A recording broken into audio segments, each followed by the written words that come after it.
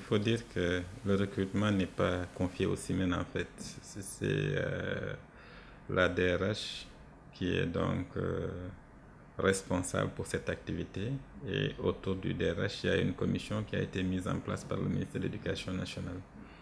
Et c'est cette commission qui est habilitée en tout cas à recruter ces 5000 enseignants.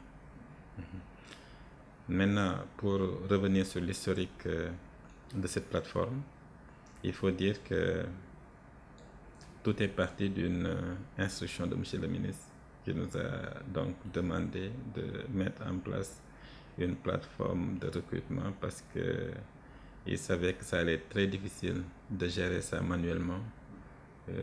Donc pour une première fois, il a demandé que ce recrutement soit géré par la DRH avec l'aide bien sûr du SIMEN, le système d'information du ministère de l'Éducation. Donc tout a été géré comme ça. Et quand le ministre nous a demandé donc de mettre en place la plateforme, nous avons produit une première version que nous avons donc soumis à l'appréciation des inspecteurs d'académie, des inspecteurs d'éducation et de la formation, des associations de parents d'élèves, des syndicats, des partenaires sociaux, en tout cas, de manière générale. Et ils ont eu à faire des observations sur cette plateforme. Et le ministre nous a instruit donc d'intégrer toutes les observations faites par ces partenaires sociaux. Et c'est cette deuxième version que nous leur avons soumise lors de la dernière rencontre et ils l'ont validée. Et c'est après validation que nous avons donc mis en ligne cette plateforme.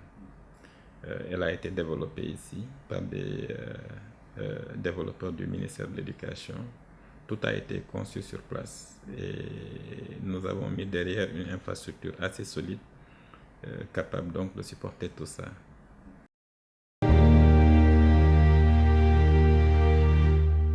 Nous nous attendions à un flux important. On sait très bien que beaucoup de jeunes, en tout cas, aspirent à devenir enseignants, beaucoup donc de jeunes diplômés, et on s'attendait quand même à un flux important. Nous avions pris en tout cas toutes les dispositions pour qu'il n'y ait pas de problème d'accès ou de lenteur sur la plateforme. Donc, ce qui a permis en tout cas à 152 050 candidats à postuler. Et dans ces 152 050 candidats, 93 079 ont postulé pour le préscolaire et l'élémentaire. 38 696 ont postulé pour le moyen. 18 831 ont postulé pour le secondaire. 1444 ont postulé pour les DARA. Et parmi ces candidats, nous avons des profils différents. Il y a beaucoup de candidats qui ont donc des diplômes professionnels et d'autres qui ont des diplômes académiques assez élevés. Donc on en a un grand nombre. Mais tout cela sera mis à la disposition de la commission mise en place par M. le ministre, présidée par le directeur des ressources humaines, qui va exploiter ces données et procéder d'abord à une présélection dans un premier temps et va définir également les modalités pour la suite. Toutes les données en tout cas sont recueillies aujourd'hui. Là, nous pouvons faire toutes les combinaisons possibles. Nous pouvons avoir les données par région, par commune, par département, par région. Donc, tout est possible. Aujourd'hui, nous avons donc, là par exemple, vous voyez que je peux vous montrer les données par commune dans le département de Dakar. Donc, vous voyez ici que pour la commune de Biscuiterie, par exemple, nous avons 811 candidatures. Pour la commune de Gueule-Tapée, nous avons 1455 candidatures. La commune de Grand Dakar, 1397 candidatures. La commune de Gorée, 10 candidatures. etc. Vous voyez. Donc, nous avons Parcelles Assainies, 3587 candidatures, Ouakam, 1379, la commune de Yoff, 1253. Donc, et si vous voyez le total donc, pour le département de Dakar, c'est 18 753 candidatures. Il faut que je reprenne parce que les données que j'ai... Oui, c'est bien ça. 18 753 candidatures, c'est bien ça. Donc, vous voyez que également pour la commune de Guédiawaye, nous avons 5320 candidatures. Là, par exemple, pour la commune de Pikine, nous avons 15 149 candidatures. Et le total de tout Dakar, toute la région de Dakar, c'est 47 181 candidatures. Bon, après Dakar, je crois qu'il y a Thiès qui vient après. Diourbel qui a donc 9 573 candidatures. Fatick, 10 981 candidats. Kaffrine, 2 973 candidats. Kaolack, 11 734 candidats. Kédougou, 1183 candidats. Kolda, 2946 candidats. Non, Kolda, c'est 5238 candidats. Là, vous avez Louga, 7256 candidats. Matam, 3639 candidats.